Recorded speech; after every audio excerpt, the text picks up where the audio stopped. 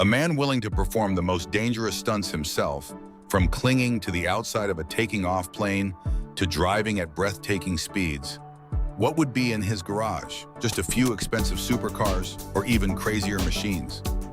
For Tom Cruise, the answer has never been simple. His collection isn't just luxury cars, but machines born to conquer speed, from once-forgotten classics to performance icons the whole world watches.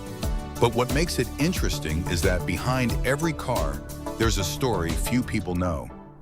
Even more surprisingly, Tom Cruise was once banned by a supercar brand because of one small moment, a door handle that refused to open in front of hundreds of cameras. Sounds ridiculous, right? But that's just the beginning. Behind the glamour is a multi-million-dollar collection, where some cars were once seen as failures but are now treasures. And one car isn't just the most expensive, but is also linked to an unforgettable, embarrassing moment. So, which car truly defines Tom Cruise? Ranked first on this list is the 1983 BMW 3 Series E30, a seemingly simple car that holds value no supercar can replace. This was Tom Cruise's car back when he wasn't yet a global icon, just a young actor making his way in Hollywood. No turbo, no complex tech, just a manual transmission in a perfect 50-50 balance. The things that turned the E30 into one of the most satisfying cars to drive of all time. But what makes it special isn't the specs. It's the question. Why would someone who can own a fleet of supercars still keep this car? Perhaps because the authentic driving feel and the memories attached to his early days are what's truly irreplaceable. And if you think a car's value is just its price tag, then the next names will make you think again. Next on the list is the 1958 Chevrolet Corvette C1, a car that was a total failure when it launched. At the time, people didn't know whether to consider it a sports car or a luxury car, and that ambiguity caused sales to plummet. But then time did something no one expected. The Corvette C1 went from the forgotten one to one of the most sought-after classic models. The version Tom Cruise owns is even upgraded with a modern engine nearly twice as powerful as the original, turning it from a classic icon into a machine that is both beautiful and powerful. And here's the interesting part. Sometimes past failures create massive value in the future. But if you think the story ends there, the next car will show you a completely different kind of crazy. The next car in the collection is the 2010 Ford Mustang Saleen S281, one of the rarest and most powerful Mustang versions ever produced. But what makes it stand out isn't just the power or the limited numbers. While preparing for a Mission Impossible premiere, Tom Cruise paid to have this car shipped overnight just to make it in time. It sounds unbelievable, but that's how he shows his obsession with cars. Not everyone is willing to do that just for a single appearance. And if you think that's the highest level of playing big, you haven't seen everything yet. When it comes to pure power and raw American character, the 1970 Chevrolet Chevelle SS is an icon that cannot be ignored. This isn't a refined car, it's a machine born to roar, to accelerate, and to dominate the streets. And what makes it different is that Tom Cruise doesn't just own it.